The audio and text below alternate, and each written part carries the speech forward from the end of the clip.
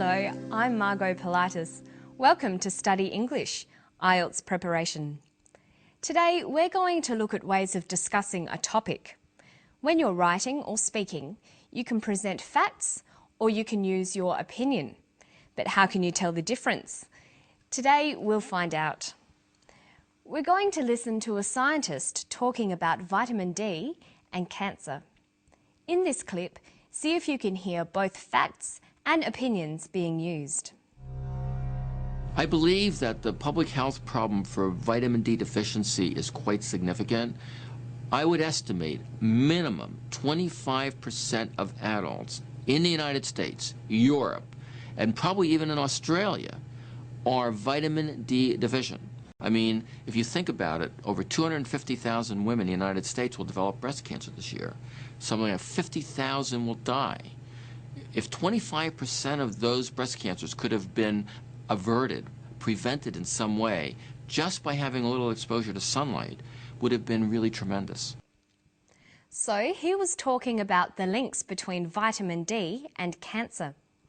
Many Australians these days are avoiding the sun because they know it can cause skin cancer. But by avoiding the sun, they're missing out on vitamin D, the vitamin that you get from sunshine.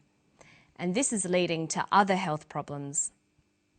When you're reading, writing, or listening to an argument like this, it's important to be able to tell the difference between statements of fact and statements of opinion. But how can you tell the difference? Well, there are a number of ways you can express your opinion. Today, we're going to look at two of these, using phrases that express an opinion and using modal verbs. First, let's look at some phrases. The key words to listen for when you're trying to decide whether someone is talking about facts or opinions are words like believe, think, argue, feel, opinion, or view. These vary from formal to informal. If I was talking with my friends, I might say, I think or I believe. If I was in a class or tutorial, I might say, in my opinion, or in my view. But if I was writing an essay or giving a very formal talk, I'd probably choose, it is believed, or it is thought. In formal writing, many people think you should avoid using the word I, even if you are giving an opinion. Here's the clip again. Listen for some of those phrases. I believe that the public health problem for vitamin D deficiency is quite significant. I mean, if you think about it, over 250,000 women in the United States will develop breast cancer this year. Something like 50,000 will die. Another way we can express opinions is by using modal verbs. Modal verbs express opinions and attitudes. They make statements less certain or less definite. They can also be used for recommending and advising. Here are the modal verbs used for opinions. Would, should, could, might. These words signal that the speaker is giving an opinion. Look at these examples. Can you tell which ones are facts and which ones are opinions? 50,000 will die. 50,000 might die.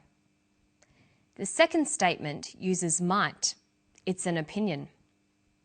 Here's another one. I do not think small amounts of sunlight increase the risk of cancer. Small amounts of sunlight do not increase the risk of cancer. In the first statement, you can see I do not think. This is an opinion. Now look at these two sentences. I believe that vitamin D deficiency might become common among adults. Vitamin D deficiency will affect 25% of adults. The first is an opinion. I believe, might become. The second is a fact. Will affect 25% of adults. Now let's watch the clip again. Listen for the phrases and modal verbs of opinions. I believe that the public health problem for vitamin D deficiency is quite significant. I would estimate minimum 25% of adults in the United States, Europe, and probably even in Australia are vitamin D deficient. I mean, if you think about it, over 250,000 women in the United States will develop breast cancer this year. Something like 50,000 will die. If 25% of those breast cancers could have been averted, prevented in some way, just by having a little exposure to sunlight, would have been really tremendous. Okay, so you can see that Professor Hollick is expressing an opinion using a combination of phrases and modal verbs. But now we're going to look at some pronunciation tips. When you're learning English, there are three very important parts of pronunciation. They are word stress, sentence rhythm, and intonation. Today we're going to look at the first two, how you can practice word stress and sentence rhythm together to improve your spoken English. Listen to this sentence closely for word and sentence stress. I don't think we should blame moderate, intelligent exposure to sunlight throughout our lives as the culprit for markedly increasing our risk of developing skin cancer. Notice that the speaker uses many words with more than one syllable. That is common in formal academic language. But when you come across longer words, you have to learn which syllable to stress.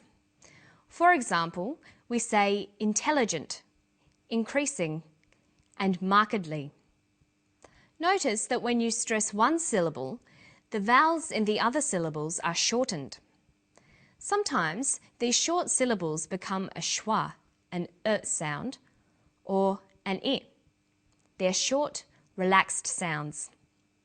Listen to moderate, intelligent, exposure, culprit, markedly, developing, cancer. This shortening of syllables preserves the overall sentence rhythm. Listen to the clip again. I don't think we should blame moderate, intelligent exposure to sunlight throughout our lives as the culprit for markedly increasing our risk of developing skin cancer. So when you're learning to speak English, you need to learn the pronunciation of individual words, but you also need to practice sentence rhythm, putting the words together into sentences. This is much easier when you get used to shortening the non-stressed vowels. Okay, listen to the clip and then we'll practice some more. I mean, if you think about it, over 250,000 women in the United States will develop breast cancer this year. Something like 50,000 will die.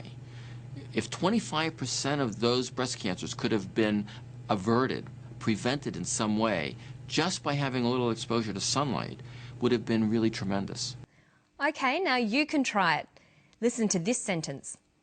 It would have been tremendous to have averted or prevented significant vitamin D deficiency. Let's look at each of those words. We'll highlight which syllable is stressed. See if you can work out how to pronounce each word. Tremendous, averted, prevented, significant, vitamin, deficiency. Okay, now let's see what happens when we put these words back into a sentence. It would have been tremendous to have averted or prevented significant vitamin D deficiency. Making your spoken English sound natural takes a lot of practice. Don't forget to listen closely to vowel sounds and sentence stress, and remember to practice reading and writing in English every day. And that's all from me today. I'll see you next time on Study English. Bye.